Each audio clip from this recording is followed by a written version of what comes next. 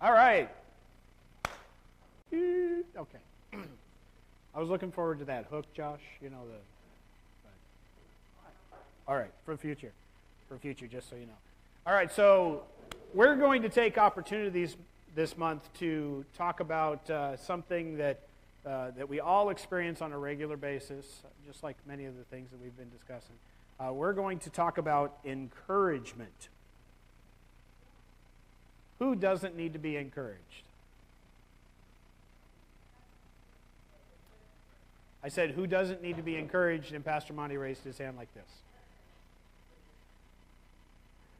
All right, so we're going to take opportunity to explore a couple different aspects of encouragement.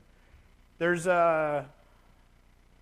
let's just start out in, my favorite subject and yours, the Greek. So, the word, here we go. Ready for this one? Parakaleo. Parakaleo. That's what we're going with. Parakaleo appears 105 times in the New Testament. Parakaleo is from para, which is from close or beside, and kaleo, which is to call. So put those together: to call, to come close or beside, to come alongside, as it were. It's translated as to implore, to call out to summon, to exhort. Exhort, of course, we understand all of these things as well, to be encouraged. So we're going to discuss a couple of things over the next couple of weeks here. We're going to discuss how the world defines and applies encouragement. We're going to discuss how we encourage ourselves according to worldly standards, or what I've called self-soothe.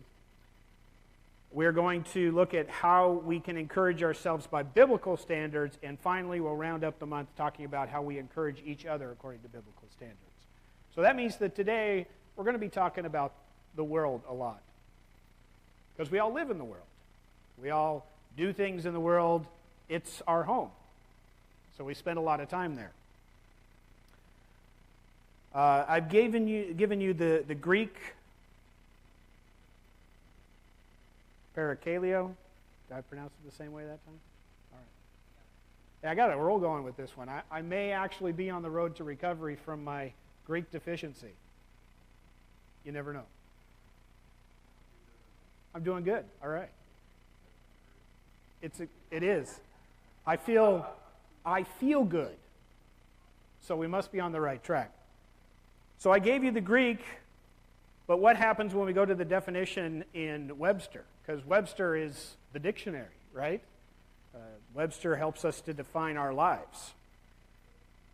So Webster says encourage means to inspire with courage, with spirit, or with hope. To attempt to persuade, to spur on, to give help or patronage to.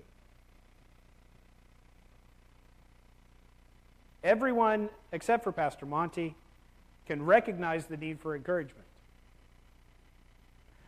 Everyone can recognize the need for encouragement. There's numerous papers that are written on the subject. Of course, we have the beauty of the internet, right? So we just say, oh, almighty Google, where far out papers on said subject, and it pulls them up for us. There are numerous papers on encouragement.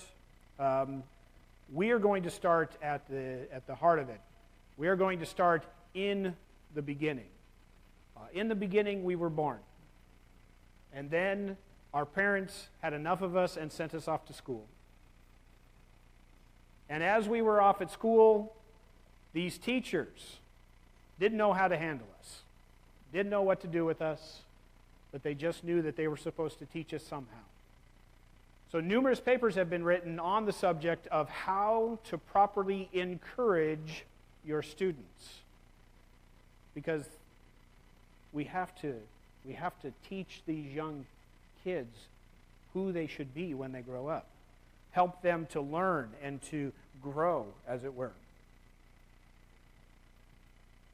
Now, there are numerous papers. I did run across one by a Timothy Evans, which starts out by saying, the students who need encouragement are most often the least likely to receive it. In this article, he presents that attitudes, language, and strategies necessary for effective encouragement are a key to success for motivating low-achieving or discouraged students.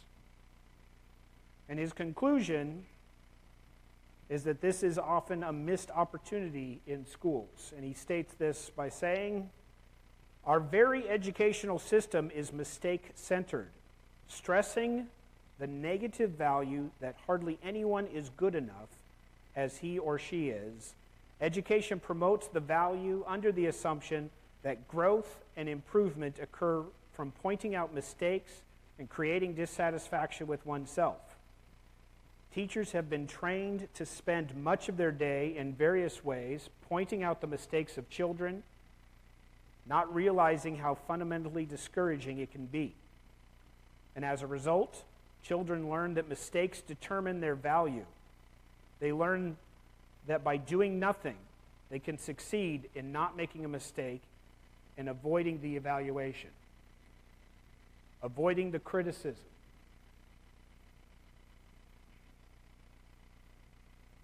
I knew I wasn't going to make it very long. Avoiding the ridicule.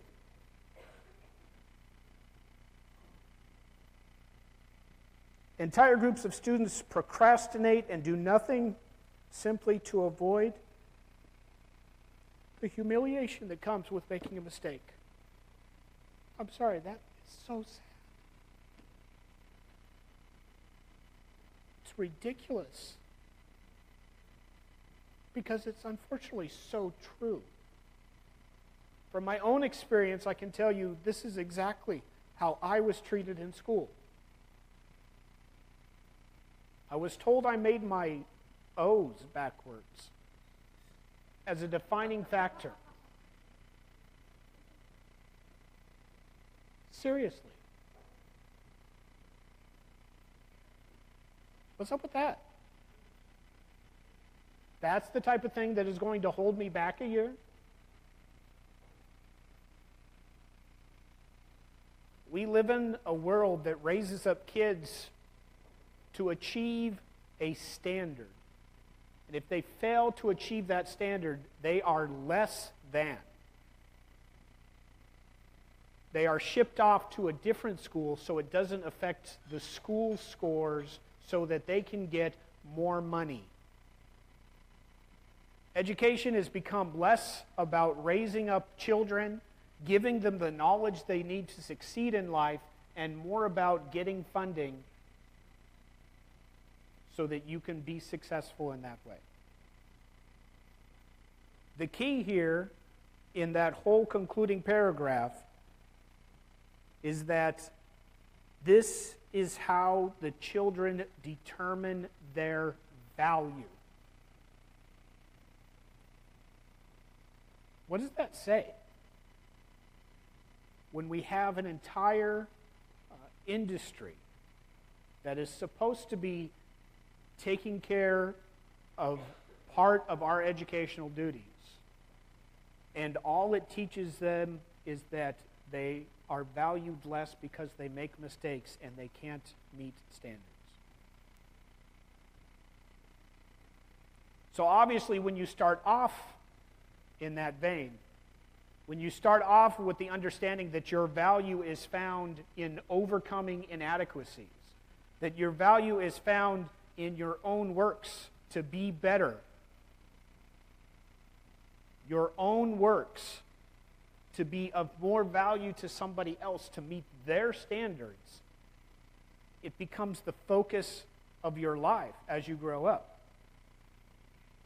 The world teaches us that we don't have any value unless we can contribute to society in one way, shape, or another.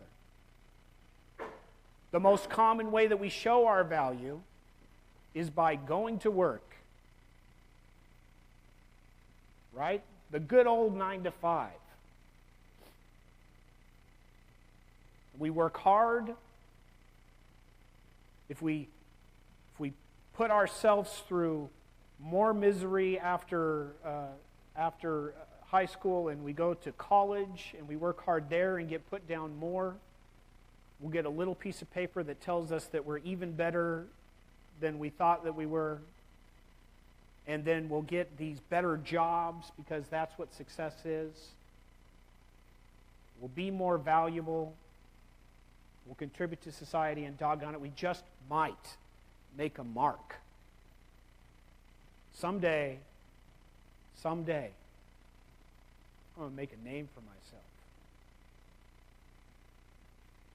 Because our value is based on our own actions, because it's based on what we can do or can't do, it's a very depressing place to live. It's wrought with failure. Every single time we make a misstep, it brings us down. It doesn't feel good. It doesn't make us happy.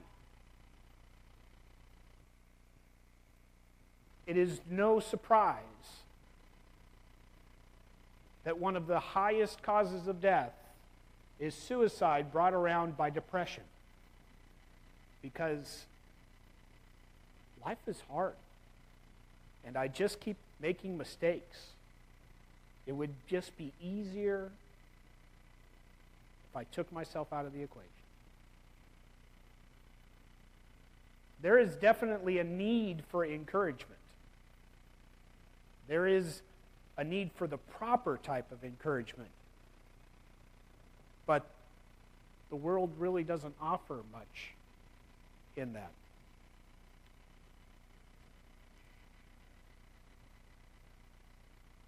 While it is true that there are areas that we need improvement, negative reinforcement is what we often receive. Negative reinforcement is much more damaging, and it's geared towards nothing more than trying to be valuable as a human. No one wants to be worthless. I'm painting a very bleak picture, but it's a reality for so many people.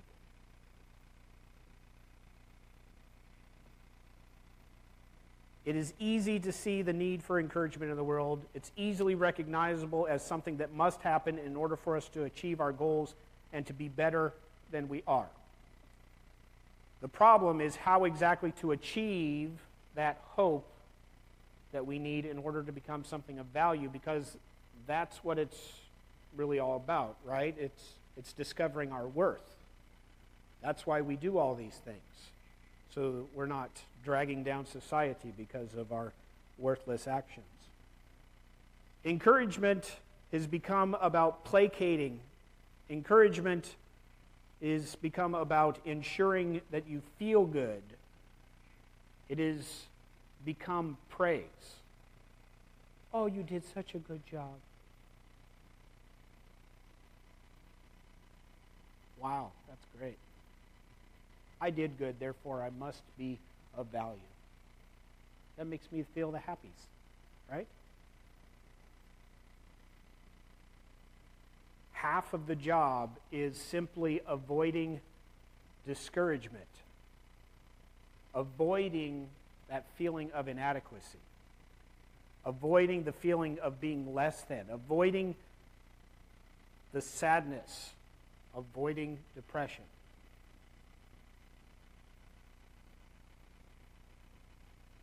This is what the world would have us hold on to. When your value is assigned simply by what it is that you can do, what you can achieve, the mark that you can make, the contribution that you give to society, when your value is not set, when it is subject to change at any time, there's nothing to hold on to and nothing to anchor. So you need constant bolstering. So how do we bolster our spirits? Well, we give praise. Because it makes people feel good when they receive praise for things that they have done, and then it shows them that they have value. Right? Not only do we give praise, we have great inspiring quotes. Jacqueline, if you please. I have put together a short list of some great inspiring quotes that we can all benefit from. It was so difficult, too. I just had to say encouraging quotes. Positive, inspirational quotes. When it rains, all birds occupy the shelter, but the eagle avoids the rain by flying above the clouds. The problem is common to all, but attitude makes the difference. We can be better than we are if we just have the right attitude. Amen? All right, next slide. The secret of being happy is accepting where you are in life and making the most out of every day. Isn't that encouraging? I am exactly where I need to be, and I need to deal with it. All right. I'm feeling so much better already. Next slide, please. Never regret. If it's good, it's wonderful. If it's bad, it's an experience. I hope you're feeling inspired today because I know I am. And if not, it's an experience. Next one. When I do good, I feel good. And when I do bad, I feel bad. That's my religion. Thank you, President Abraham Lincoln. This makes my day. This lets me know that I have all the power. If I do good, then I will feel good. And if I don't, then I won't. I'm so inspired right now. Next slide, please. Dance like no one's watching. Sing like no one's listening. Love like you'll never get hurt. And live like it's heaven on earth. This is all there is, people. Relish every single moment of it, right? Yeah, she looks like she's really just standing there. All right. I don't remember how many more I have. How many more do I have? Am I done? Or is there one more? No? Okay. Strength does not come from winning. Your struggles develop your strengths. And when you go through hardships and decide not to surrender, that is strength. So no matter what you do, the fact that you toil is what defines you. Thank you, Mr. Gandhi. Was there one more? Yes. Oh, you're my favorite. Now, I have to say that I would not feel right if I did not include everyone's favorite, hang in there. Right? Hang in there. This is so encouraging, people. Just hang in there. That's all we need to do. You never know. But I just have to hang in there. That's all that's important. Was that it, Jacqueline? Oh. True wealth is not a matter of bank accounts and assets. So it's okay that you're broke. It's in the values that we live and share as well as the people that we keep in touch with and care. Well, that's nice. It's about relationship. I feel better already. Okay. I feel good. That's enough, Jacqueline. Thank you very much. I think that we're all encouraged now. I think that we're all ready to face the world with a better outlook, that we'll all be happy no matter what. Because, as Abraham Lincoln said, if I do good, I'll feel good. But if I do bad, I'll feel bad. These are the type of things that have substituted themselves for proper encouragement in life. These are the posters that you see in your workplace. These are obviously the slideshows that you can find in a moment's notice. There are tons of these. Because if I give you a quote or saying from a famous person, it will make you feel like you have more value. You'll be encouraged that though you have failed many times, one time you won't. Right? The only time that you fail is when you fail to try. That's another one that wasn't up there. Now, the Bible is not immune from being used in this vein. This happens on a regular basis. The one that just instantly pops to my mind, because I see it attributed, nobody knows that this is from the Bible, mind you, because they would have to read. But this one is actually posted at, a variety of it, mind you. The word God is stripped out of it, but it's posted at work. Romans 8:28, right? And we know that God causes everything to work together for the good of those who love God and are called according to His purpose for them. Oh, it's so encouraging. And that's exactly that verse by itself with no context. It's exactly what it was meant to do. Is make me feel good, right? Because now I know that no matter what I'm going through, no matter if I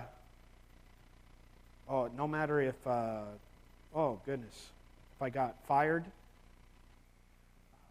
no matter if I found myself homeless, or no matter if I'm battling cancer, or I'm battling other illnesses like diabetes, I don't have to worry about this because it'll all work together for the good. But when you're true to the context of this passage, we understand that, first of all, it deals with those who love God. It deals with those that recognize Christ as their Savior. So it's not for everyone. And secondly, the good that which Paul speaks of has nothing to do with your comfort and everything to do with our unity with Christ. So rather than the good meaning of flipping our circumstances from bad to good, it means that God will be glorified. Doesn't mean that we're going to feel good.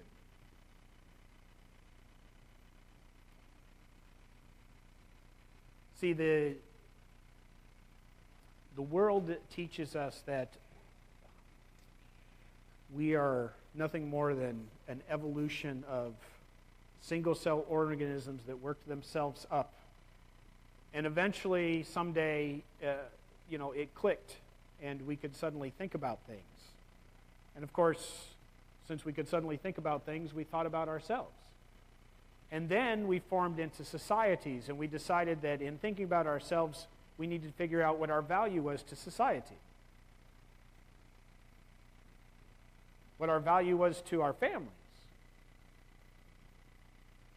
Because our value is found in the things that we do and the ways that we contribute. If we can't contribute properly, if we can't do things properly, we are worthless.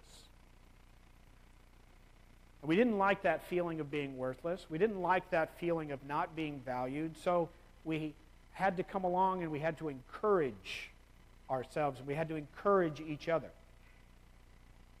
Now, science has proven that when people receive encouraging words, there's a chemical reaction that takes place in the brain.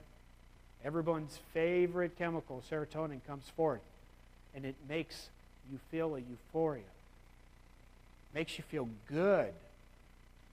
You know what? I put in this much effort, and it was good enough. And because it was good enough, I feel good. Right, Abraham Lincoln? Because I did good, I feel good, therefore, I must be good. I must have value. Now, the workplace has reduced this to, oh my gosh, it's Monday. Oh, don't worry, it's Wednesday, halfway there. I am so stoked. TGIF.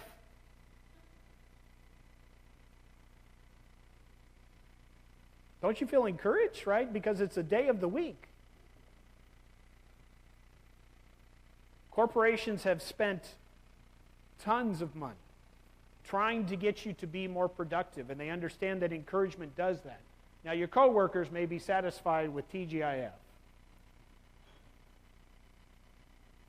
but that's not enough.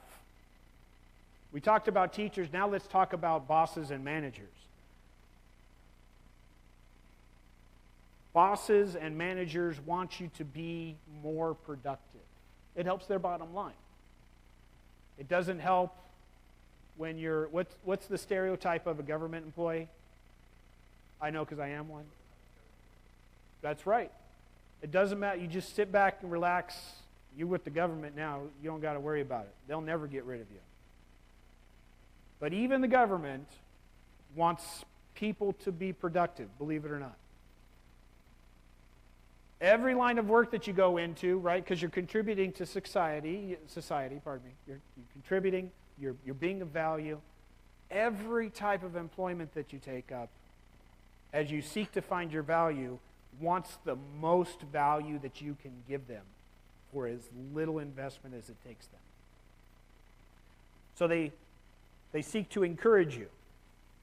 There are 5 general ways that managers that are put in charge of you try to encourage you to do better than you currently are. I'm sorry. There are 5 ways that they specifically try to avoid when trying to encourage you. They try to avoid over-ambition, setting too high of expectations or standards. So you find that standards are lower, expectations are lower. What's the popular thing with sports participation in schools? No one gets a trophy. Everyone gets a certificate because you participated. That's an attempt to avoid that discouragement. The second thing that they try to avoid is focusing on the mistakes as a way of motivation. Oh, you know, it's great that you did this, but you messed up here, you messed up here, you messed up there, you messed up there. Now, it's kind of hard because they've set up for themselves a standard, right? We get evaluations on a yearly basis that does nothing but point out the mistakes that you made. They try to avoid comparing you to any of your coworkers, or if you're a student, any other student. We see John over there's got straight A's. What's your problem? They try to avoid making pessimistic interpretations. Well, I see that you finally succeeded to do that this one time.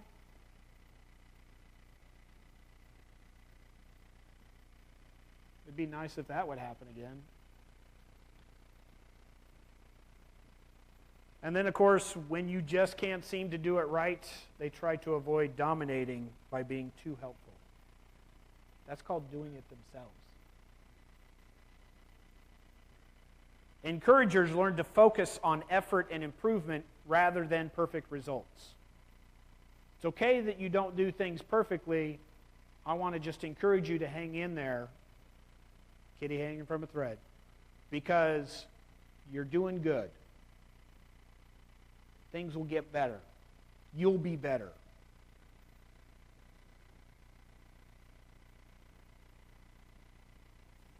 Encouragement has become confused with complimenting, with empty praise. While praise can be part of encouragement, it doesn't cover the full meaning of the word. We often think of encouragement as saying nice things to others to make them feel good about themselves. So our encouragement, the world tells us, is all about feeling good, feeling valuable, finding worth, all under the guise of being better, improving, overcoming. It's a sad, sad state of affairs. This constantly needs to be reaffirmed over and over again to drive you forward. because you're always going to lose that feeling of being happy, of it being good enough. So you constantly have to be encouraged so that you feel that you're making progress. We as a society cannot deny the need for encouragement, but the platform and the purpose is geared towards helping you to find value and nothing else. To get that momentary glimmer of happiness so that you feel good about yourself. It's all about the feels. So my question for you is that enough? Is there nothing more? Is it enough for you to try to find or achieve your value in society, to feel better about yourself based on what you can contribute to society? Because that's what the world teaches us encouragement is needed for, so that we can be better contributors. And that's the long and short of it. So now we're going to take opportunity. I have a few questions to help spur some conversation in our cell group, so I would like you to keep these in mind as we break up for cell groups. For a sermon about encouragement, it was kind of depressing. Number one, where do you find yourself feeling at a deficit? Right? Where do you find yourself feeling at a deficit? Number two, who has had an impact on your life because of their encouragement of you? So just take opportunity to share the hows, the whys, and the whos. How is encouragement based on achieving happiness valuable?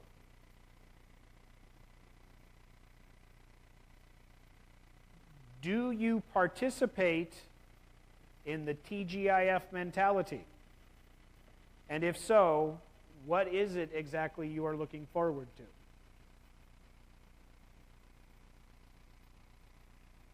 And lastly, does this type of encouragement provide you any lasting effect? Please be honest with yourself and with others. Let's take opportunity to talk about it today.